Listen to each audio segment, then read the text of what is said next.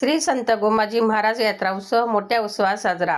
दरवर्षीप्रमाणे यावर्षी सुद्धा श्री संत गोमाजी महाराज संस्थानच्या वतीने 2 दिवस श्री यात्रा उत्सव आयोजित करण्यात आले होते। या उत्सवात 23 मार्च रोजी सकाळी कीर्तन गोपालकाला दहीहंडी होऊन या उत्सवाची सांगता झाली। श्री गोमाजी महाराज संस्थानकडून 2 दिवस यात्रा उत्सव आयोजित करण्यात आले होते। यात 22 मार्च रोजी सकाळी 8 ते 10 गाथेवरील भजन, सायंकाळी हरिपाठ, सायंकाळी नवचंडी यागाची पूर्णाहुती झाली।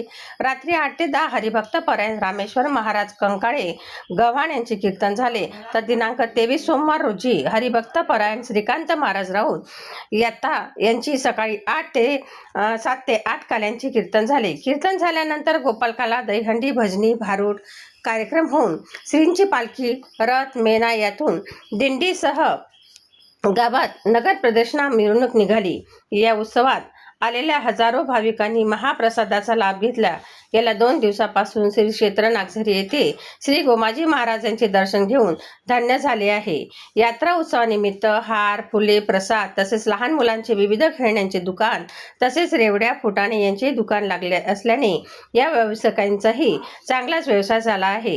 तसेच श्री संत गोमाजी महाराज संस्थानचे व्यवस्थापक धनंजय दादा पाटील यांच्या मार्गदर्शनाखाली यात्रा उत्सवानिमित्त चोख नियोजन करण्यात आले होते। सनसनी न्यूज, शेगाव।